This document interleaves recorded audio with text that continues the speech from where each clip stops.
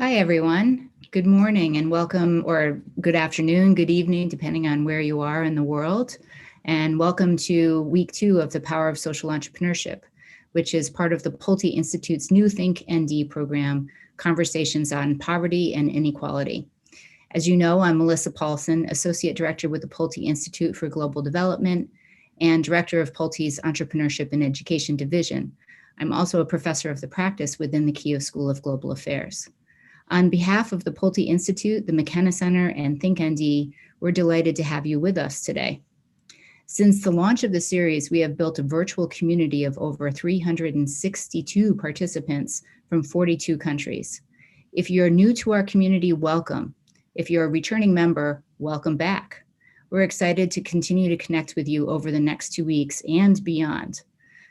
Last week, we learned about social entrepreneurship, and we learned that it is not necessarily about creating an entity, but rather about bringing a new mindset to social value creation. Mike and I explored the joys and challenges facing social entrepreneurs today as they seek to create and maintain impact in their communities. We looked at some unique examples of how social entrepreneurs are changing the world and how Notre Dame is fostering this mindset within its students. You can find a full recording of our discussion online at think.nd.edu. This week, we're exploring a crucial question: can entrepreneurship help to reduce poverty? There's no better person to answer that question than my colleague, Dr. Mike Maurice, who is a professor of the practice for the McKenna Center of Human Development and Global Business. Many of you will be familiar with Mike's work from our first session and will know that he has dedicated his career to bringing entrepreneurship empowerment to those operating under conditions of adversity, a commitment that is reflected in his research, teaching, and community engagement efforts through the McKenna Center and for several decades prior to joining the faculty of the Keough School. Mike's guest today is Rock André, founder and CEO of the Center for Entrepreneurship and Leadership in Haiti, or better known as CEDEL Haiti. CEDEL Haiti is a social enterprise which promotes the development of the entrepreneurial spirit in Haitian communities. Rock is joining us today from Haiti and will no doubt bring an interesting perspective on the challenges facing many Haitian micro, small, and medium enterprises, or what we like to call MSMEs. As we did last week, we'll have a 15-minute breakout session at the end of the event. If you have the time and wish to join our speakers, you can continue to meet each other and discuss today's topic in small groups. We ask that if you have questions for our presenters, please use the Google form that we are sharing with you now via the chat. This will allow us to facilitate the questions as effectively as possible. We'll do our best to answer as many of them as we can, given the time constraints. I'm now going to hand it over to Mike to get us started. Mike? Well, thanks so much, Melissa. It's great to be back. Great to be back with all of the audience. I'm extremely pleased and honored to have my colleague, Rock André, with me. Rock is doing amazing things in Haiti around entrepreneurship and youth and poverty. And so our approach is many of the ideas we're going to share on entrepreneurship as a solution to poverty build on ideas in our book, Poverty and Entrepreneurship in Developed Economies. And so what our format will be, I'm going to share some ideas and then get Rock's perspective and experiences on some of these ideas. And we start with entrepreneurship, which is where we started last week, and how we think about entrepreneurship. You know, when we talked a week ago and we looked at social entrepreneurship and how it differs from conventional entrepreneurship, we emphasized the central focus on trying to start a venture, on trying to take advantage of opportunity, particularly with limited resources and in creative ways. But what I like to suggest is that we think about entrepreneurship in bigger terms. And more specifically, entrepreneurship as empowerment and transformation. The idea that the poor can create their own futures, their own jobs, their own identity, their own wealth, their own sense of pride, of ability, their own ability to give back, and that entrepreneurship can transform markets, including markets at the base of the pyramid. It can transform business practices, industries. It can certainly, from a human development standpoint, transform into oneself and one's family, one's community. And so this empowerment transformation perspective on entrepreneurship leads us to the question, what about poverty? And if we think of traditional solutions to poverty versus entrepreneurship as a potential pathway, as a part of the toolkit for poverty alleviation. And this begins with the understanding that when we talk about poverty, we're not talking about a characteristic of a person. We're talking about a characteristic of their situation. The person herself or himself is innately entrepreneurial and innately able to create something and make it sustainable. The reality, though, is poverty remains a severe problem. 22% of the world's population live in poverty. In the United States, those numbers are up because of COVID, approximating 14%. 10% of the world's population in extreme poverty. For every 1,000 children born, 39 will die before they're 5 years old. A third of the urban population in the world lives in a slum.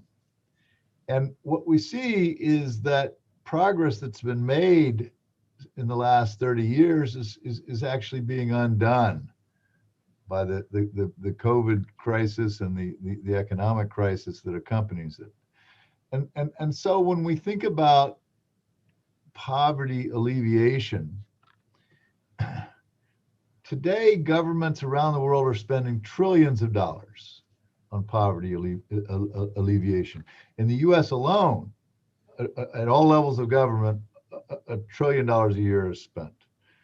We're spending more each year per person.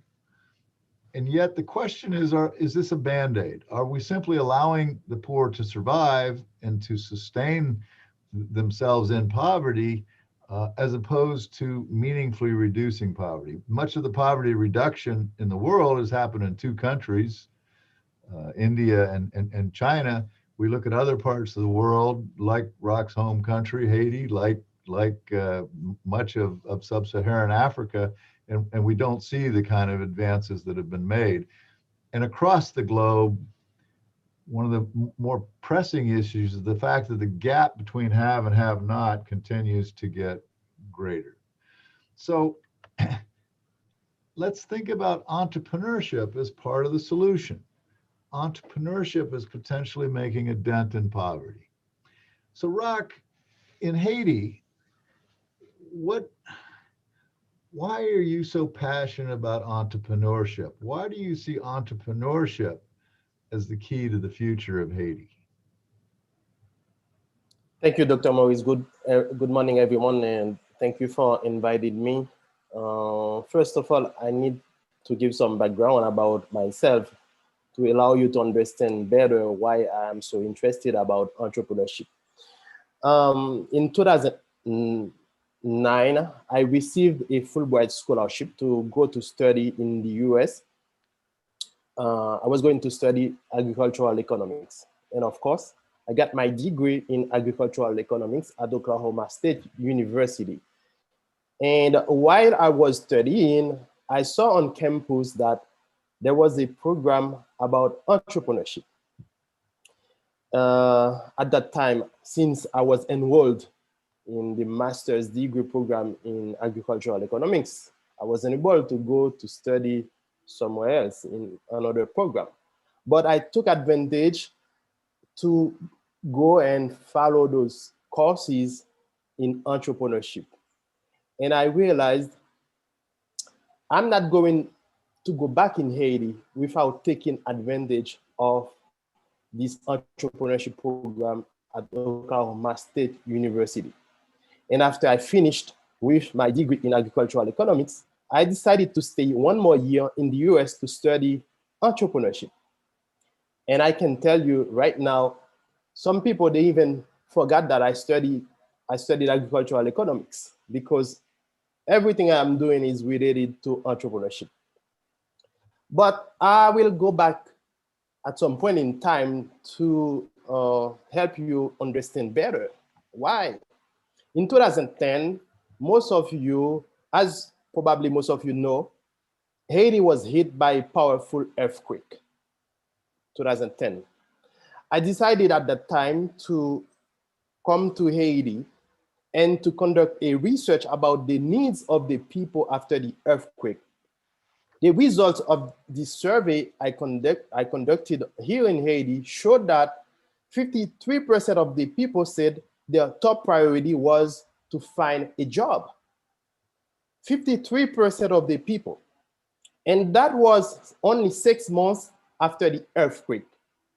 So you could imagine somebody who does not have anything to eat, somebody who does not have a place to stay, people who do not have access to basic healthcare services, and they say, I want a job.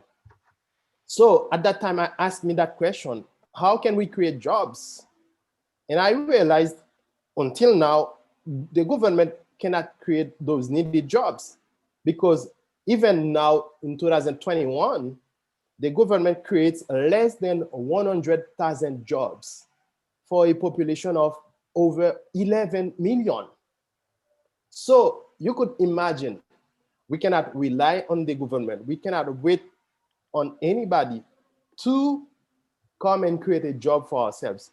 So we need to educate people about how to create their own job.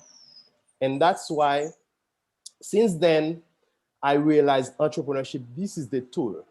This is the instrument we can capitalize on to change people's mindset and to bring this change to Haiti. So basically, that's the reason why I'm so passionate about entrepreneurship. Thank you, Rock. So the challenge in this kind of discussion is there's a dearth of real data. We don't have hard data about the number of people in poverty that start businesses, not just in the United States or in Haiti, but across the globe. We don't know what their success and failure rates are. We don't know how many jobs they do or don't create. We don't really understand the nature of their experience. But there is emerging anecdotal evidence that entrepreneurship can be a pathway out of poverty, and that venture creation, in fact, is enabling millions of people to not just survive, but enhance their life and improve their circumstances. Importantly, when we think about poverty, it's not just a lack of money. You know, it's a multidimensional problem that includes everything from single parenthood, chronic health problems, dealing with high rates of crime and gangs, the lack of transportation, lack of a healthy diet and food access. So when we take the multi-dimensional nature of poverty and we say, well, what are the implications of all those factors, educational deficiencies, crime and lack of dependable housing. When we take all those, what do they mean for entrepreneurship? We organize these into 4 sort of boxes, 4 key factors, and it's what we call the liability of poorness. But these are the factors that work against someone in poverty as they try to start a venture.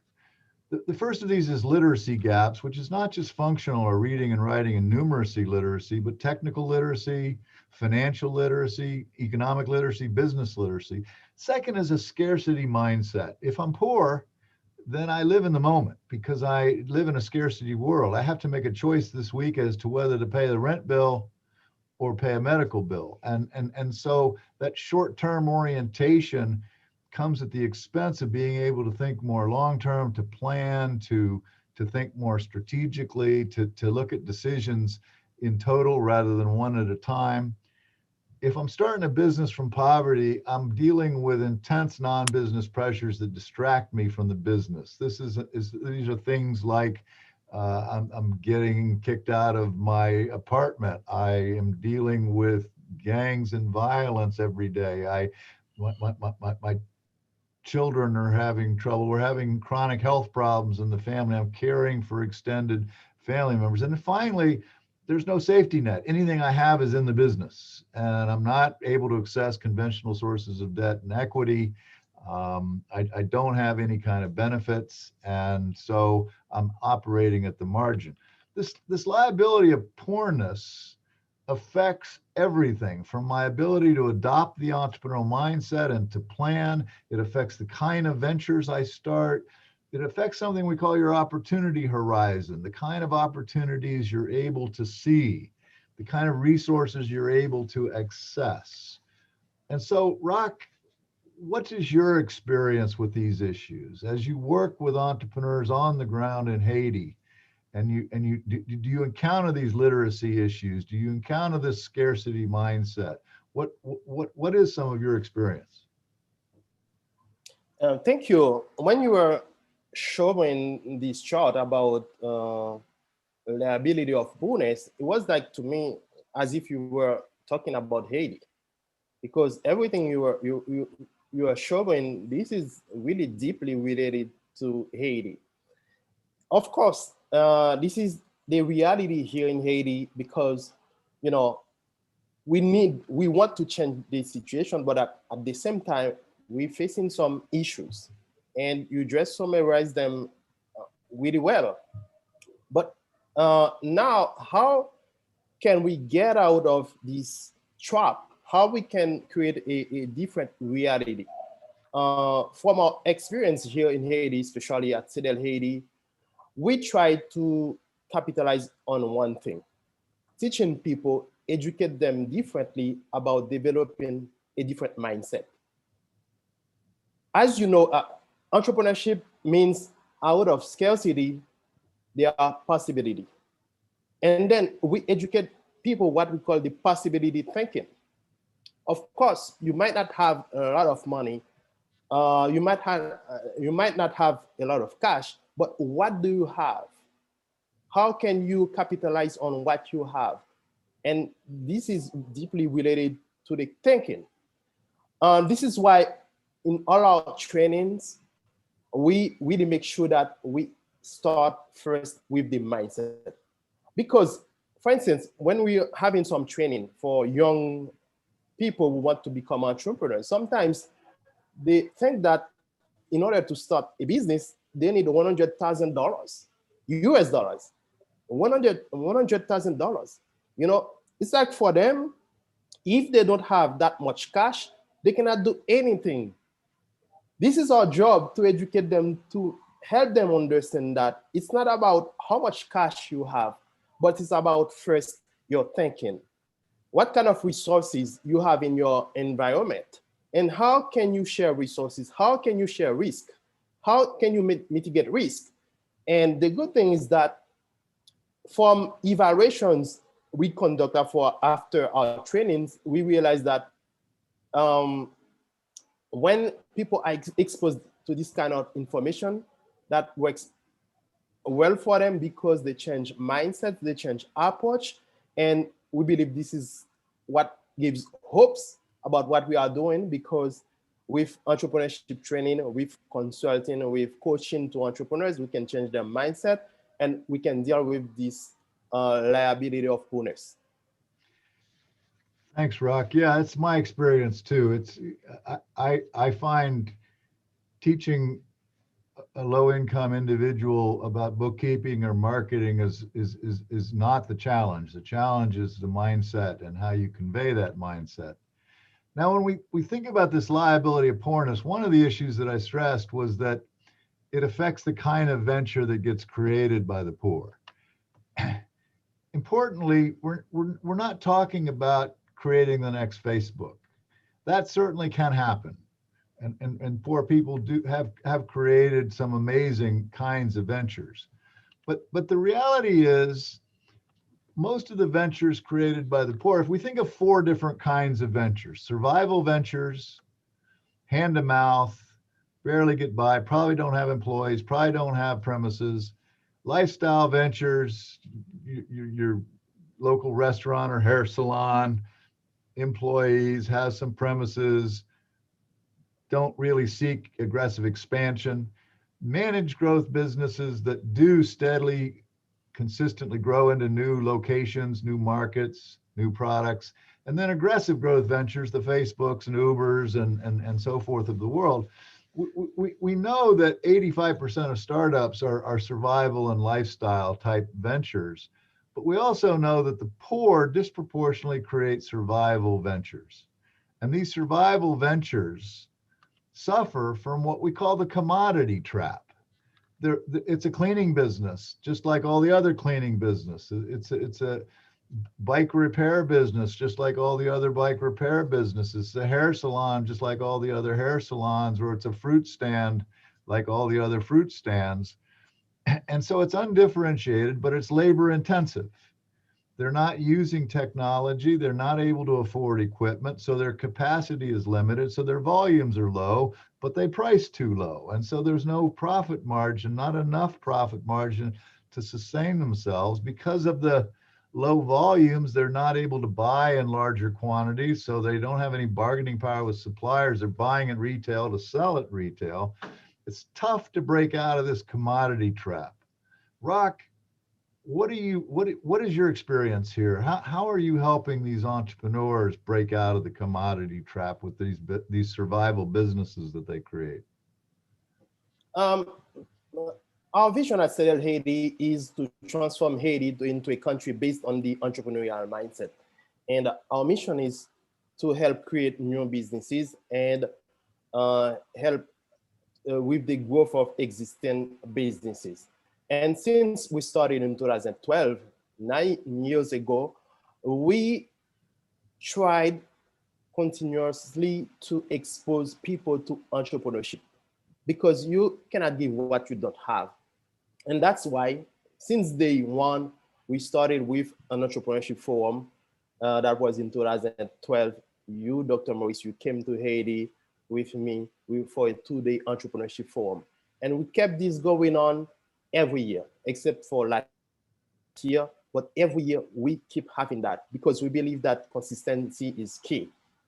And beside that, since 2012, every last Friday of the month, CEDEL Haiti hosts a monthly entrepreneurship networking night.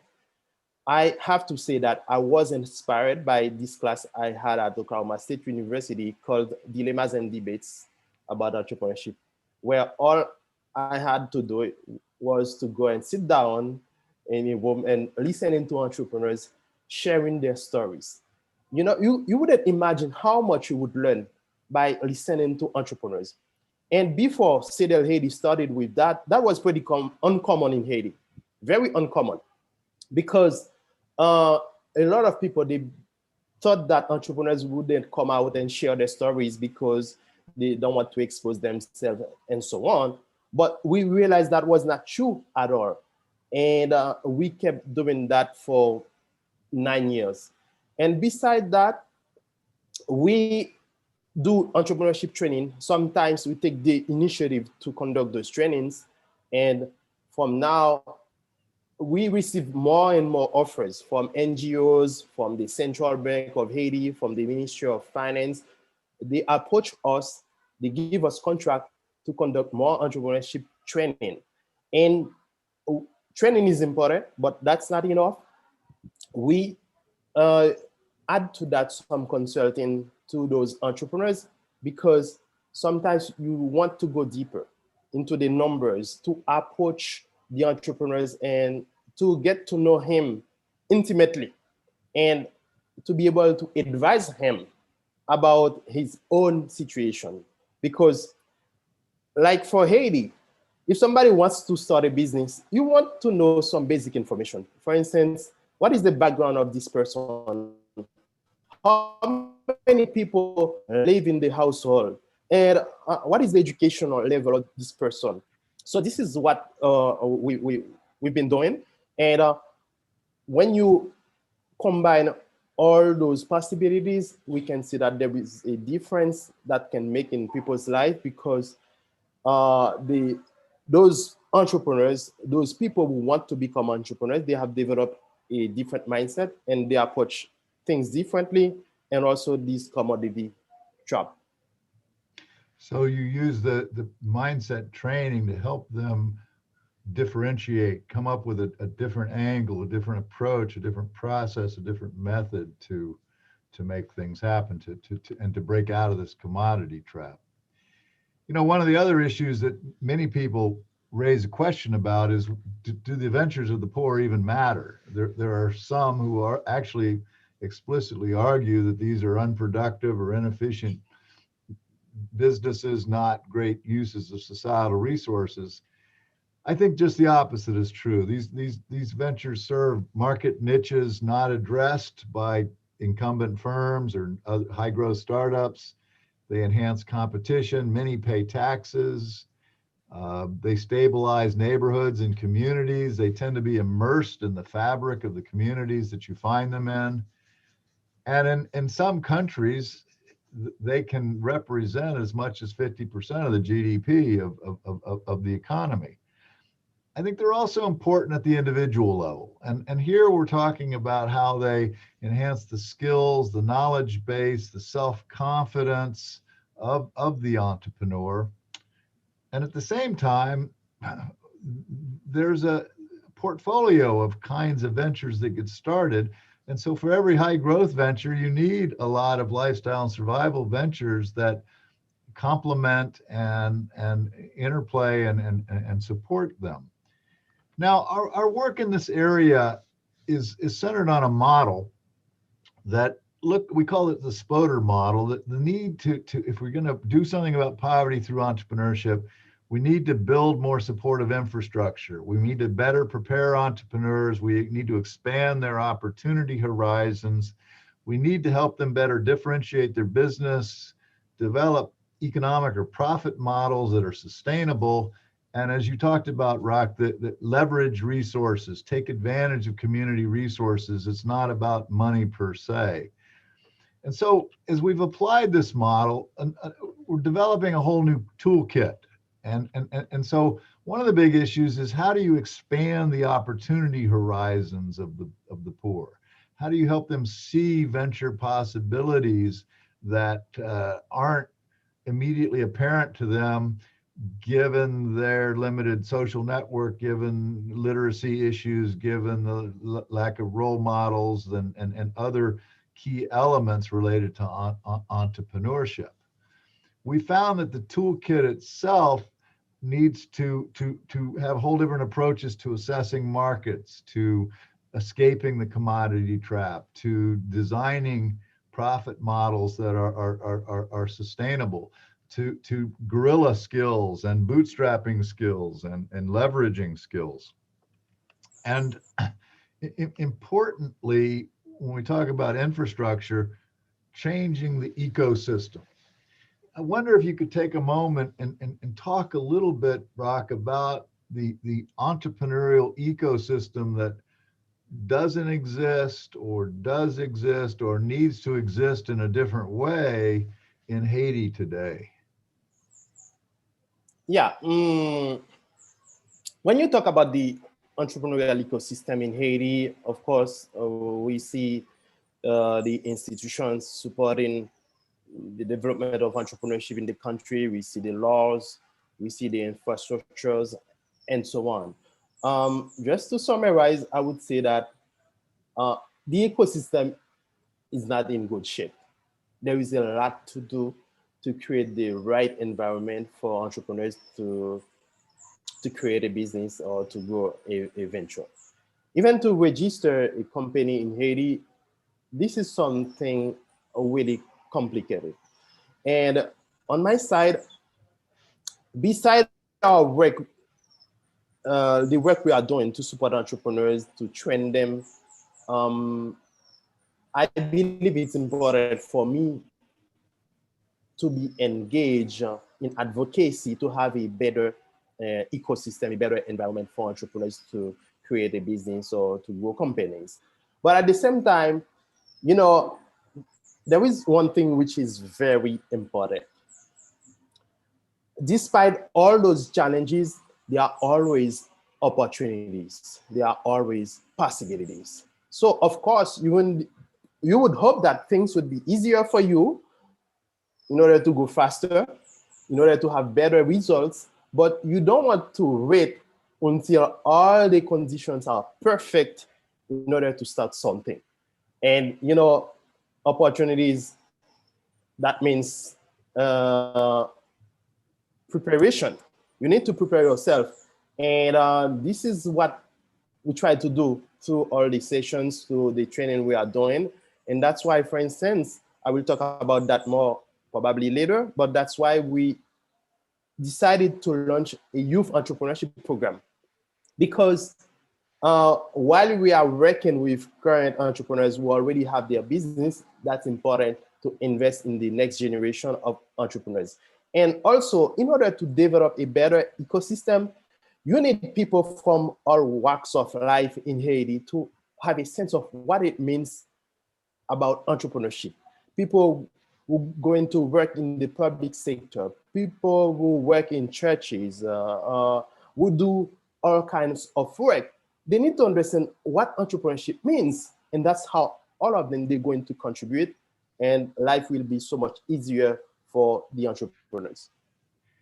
Yeah, that last point is a huge one in terms of educating the larger society and community and stakeholders about entrepreneurship. And, you know, I think you're being a little humble. I mean, the bottom line is the ecosystem to support entrepreneurship in Haiti is largely non-existent, and you're building that ecosystem. You're building some of that with others in the country.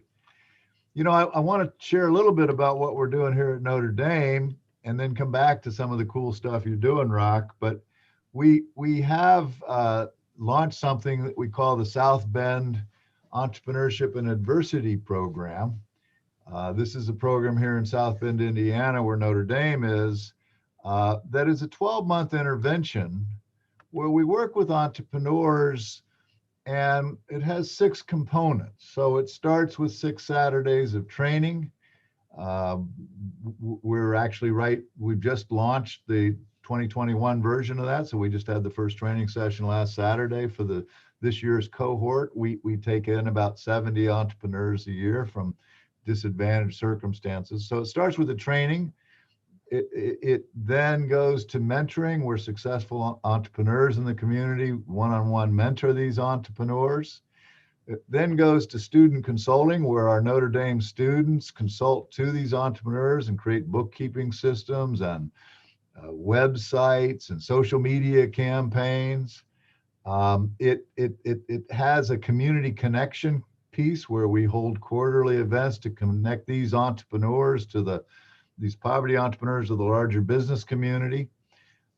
There's a microcredit piece trying to put some of these entrepreneurs on the track to loans and small loans, and then there's a tracking piece where we track these entrepreneurs on about 45 variables for three years. The whole philosophy here is that we're trying to leverage campus communities, the campus resources. So whether it's the law school or the campus procurement office that can give contracts to these low-income entrepreneurs, or it's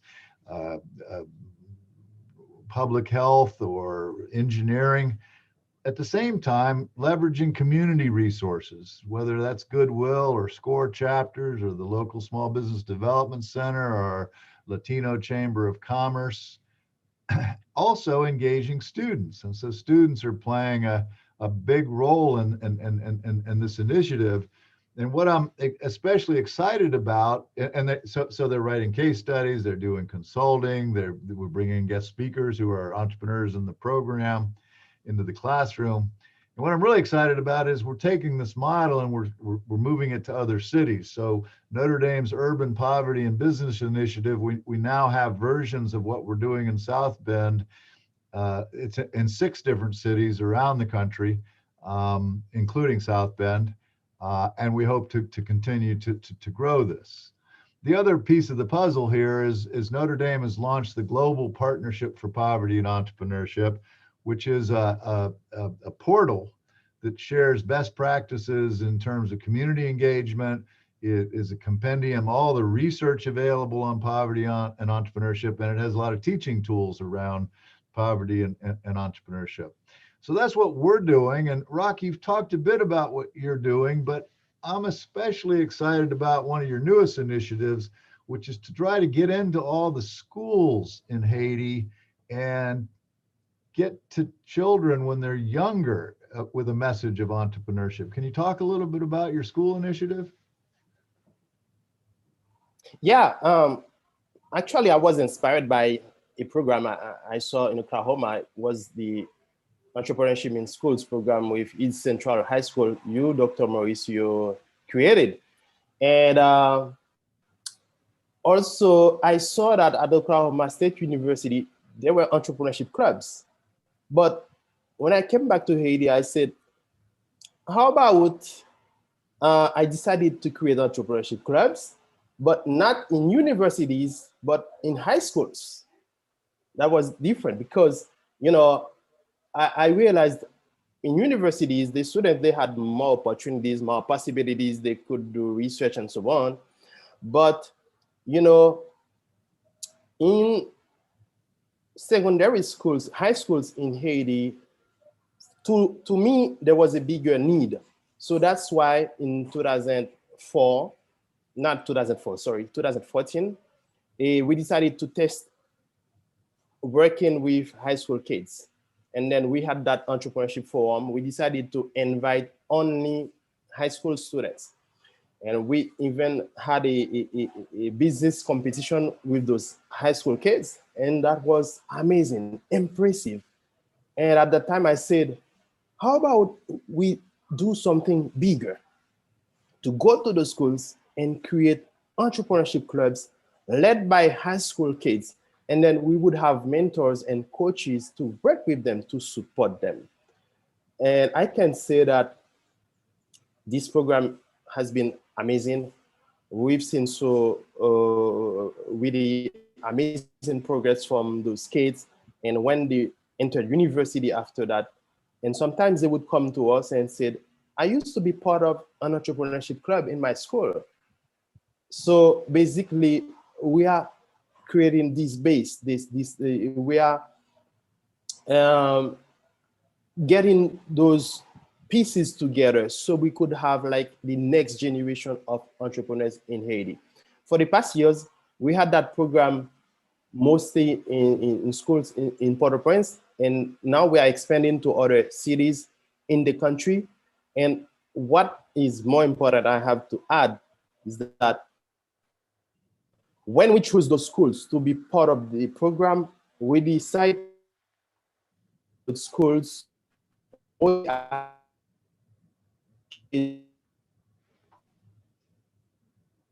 some of them those they don't have opportunities at all, but we go and include them in the program. But we don't choose only kids from disadvantaged schools. We include some kids from in better shape neighborhoods, because we want those kids to be mixed up, to be connected. If you want to create a country where people will work together, they need to learn that from school. And that's why we started with this approach, by giving those kids the opportunity to interact with each other, to understand what it means to see a different perspective from a different group. And we are very excited about this future, for the future for this program. And then we believe that really we are creating the next generation of Haitian entrepreneurs. So Rock, one of the things that I find so impressive about what you've done in Haiti is, you know, especially after the earthquake and the devastation there, a lot of global organizations came into Haiti, with well intentions. They spent lots of money bringing their sort of outside solutions to Haiti. You know, here you are, you actually earned a master's degree over here and could have stayed in the States if you'd wanted to, but you were intent to go back home and try to make a difference. But when you started CEDEL, you really struggled because homegrown solutions weren't what people were looking for. They were bringing outside solutions in, and you really struggled those first couple years. But then you hit your stride, and I know you've attracted support from USAID and from international NGOs and other organizations. Can you talk a little bit about the importance of homegrown solutions as opposed to, you know, solutions that people well-intentioned from outside try to force on a place? Yeah, absolutely. I remember when I was going to leave the US to come back to Haiti, I had a conversation with you, Dr. Maurice, and you asked me that question. How are you going to get around in Haiti? You have a car, you have a place to stay. I had nothing like this because the place where my family used to stay, it was destroyed in the earthquake, and my car was damaged. I couldn't use it anymore. But I decided anyway, I was going to come back to Haiti and start the Center for Entrepreneurship and Leadership in Haiti. As you said, in the first years, it was challenging because we really had limited resources. But we focused on what we had. What we had was the passion to make a difference in Haiti. What we had was this connection to this understanding of entrepreneurship, because not everyone had, that understanding. And then we believe that very early, if we could focus on what we are doing, if we were serious enough to keep doing it, at some point we would be successful. And I remember from 2012 to 2016, we didn't even have an office space, but that didn't prevent us from organizing events, having training, and getting some program going on. And then in 2016, we decided to rent a place and to grow what we were doing. But I should tell you as well that at the beginning, we had like an NGO status. And it was what we call an association, which means that legally we couldn't sell some services. But because of the market demand, we are receiving so many requests from people who wanted to pay for training. We decided to register as a for-profit, but still social business. And until now, most people, they think that we are an NGO because we stick to our social mission. We keep our values. It's about empowering people. But at the same time, what is more interesting now is that we are able to sell our services, to sustain ourselves, to have a staff and so on, and at the same time, keep the social mission going on. And over the years, I can say as well that I believe some international organizations, they have learned to change their approach. At the beginning, they wanted to do everything on their own, by themselves. And now we find more and more international organizations who come to us, who want to see how they can team up with us, how they can partner with us, or how they can hire CEDEL Haiti for the services they want to provide. Maybe they have the money, but they don't have the expertise, they come to us. And I think this is a great lesson we have learned over the years, and which tells us that things probably are moving in the right direction in terms of mind shifting. Thanks, Rock, and we're going to wrap it up here and go to some Q&A, but I also want to announce that I'm just as proud and excited as can be that we're working on an MOU so that Notre Dame formally collaborates with CEDEL Haiti going forward. And so we look forward to doing a lot more with you. We are excited about what the future has in store for us. We did some pretty interesting things in the past, supporting entrepreneurs to the program Entrepreneurship and Empowerment in Haiti. And with the Salon des Entrepreneurs, the biggest entrepreneurship fair we've ever had in Haiti. So we believe that definitely we will do even more than that in the future. Thank you for your interest for Haiti, Dr. Maurice. Thank you, Rock. So should we go to some questions, Jennifer? Yes, thank you guys. Thank you, Mike and Rock, for the discussion. So to continue on this topic, we've had a couple comments come in, and sorry, next one. So one of the questions that we had come in kind of builds up of, you talked about resources and different ways that you can kind of use everything that you have, but it still comes down to some capital or investment, grants or ways to offset debt. And so one of the questions that came in is, how do companies help with debt equity? And if people need grant funding, how do they get started, or how do they overcome that? Yeah, we've had a few programs in Haiti, mostly sponsored by USAID, the Inter-American Development Bank, where they offer some kinds of grants to companies in Haiti. Of course, that was very helpful. But at the same time, those international organizations, they realize that you cannot really develop the ecosystem with grants, because you want those entrepreneurs to be responsible in the way they are managing resources, the cash they have in hands. So if they're giving you money for free, you can imagine that you have less pressure to manage money properly. So that's why now the tendency is more to help entrepreneurs organize better their companies. So they could be qualified, let's say, for instance, to take a loan. If you could help them get a really affordable interest rate, that's amazing. Because right now in Haiti, the interest rate is so high, it's killing a lot of companies. For instance, you know, everywhere in the world, people talk about microfinance, but you know, with microfinance, it's really tough, because sometimes the interest rate would be 36%, 40%. Just imagine that. Imagine that 40% interest rate on a loan. It's like you're working all your life, but to pay back. So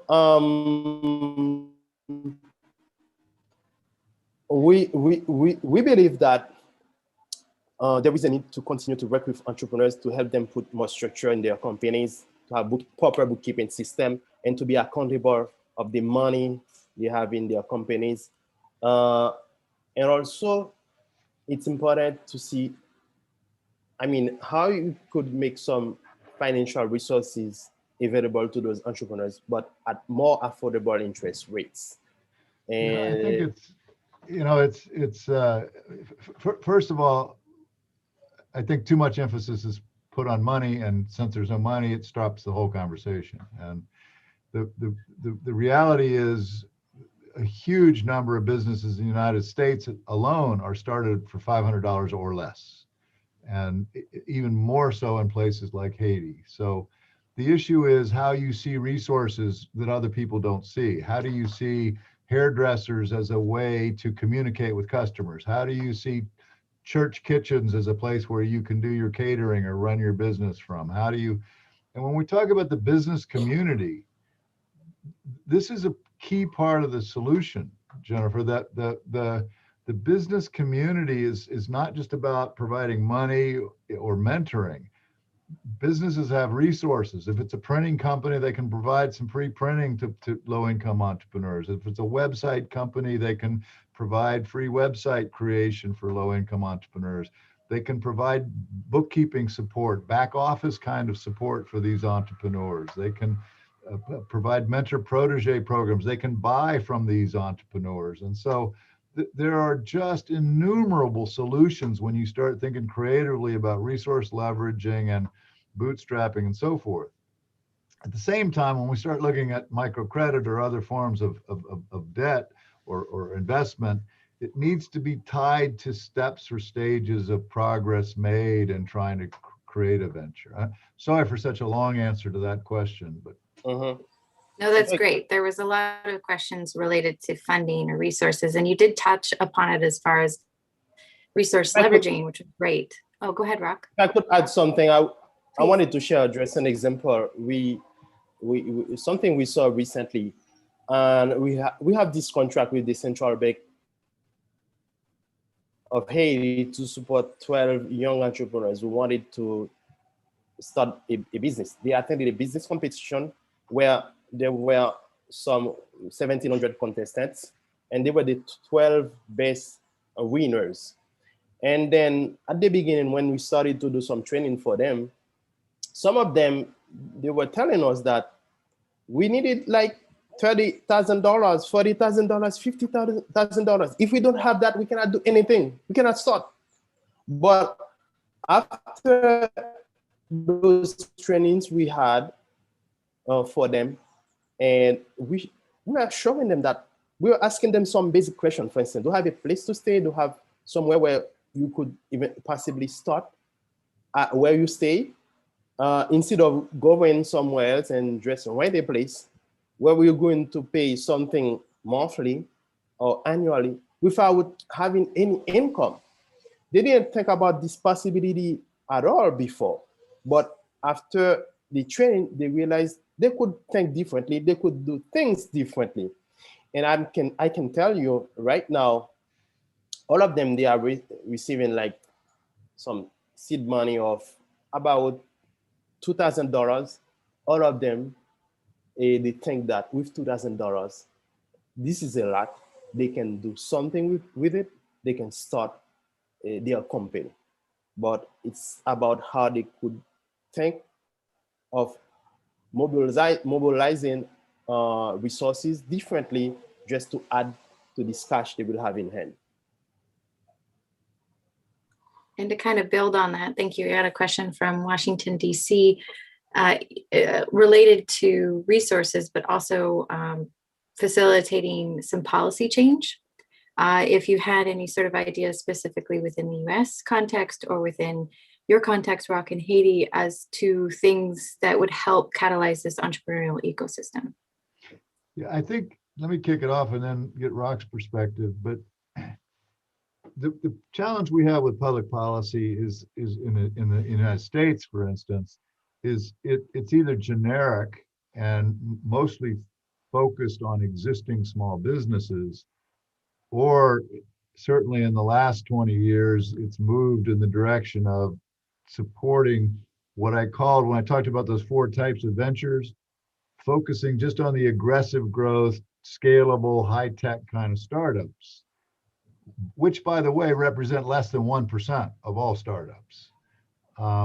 What we need, and so there is very little in the way of public policy that explicitly supports people in disadvantaged circumstances and poverty who are trying to start something.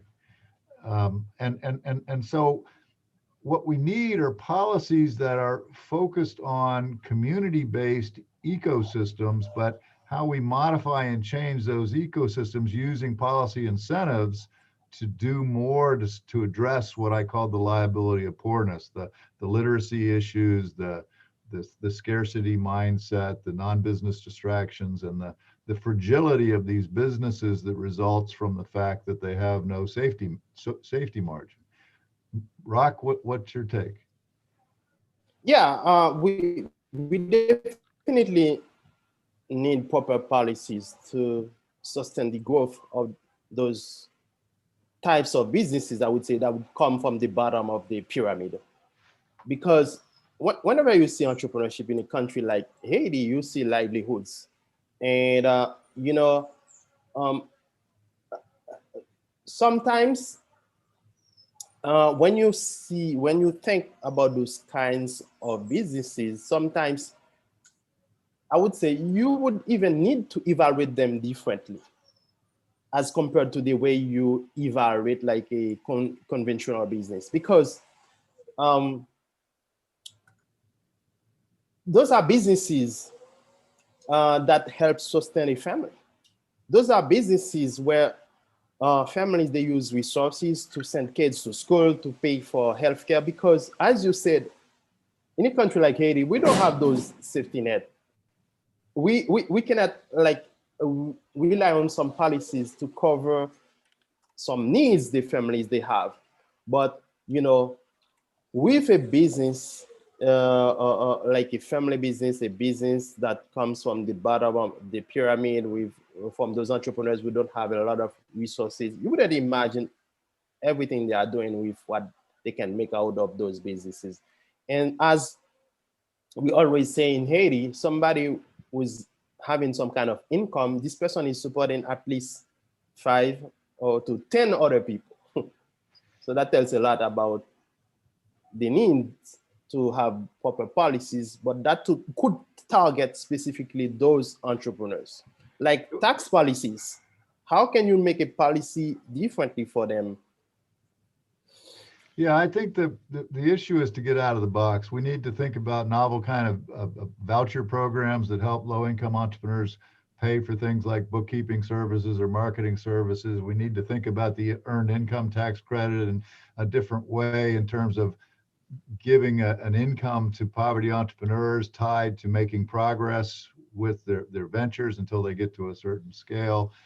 It's just got to be a whole different policy toolkit than the one we've had to date.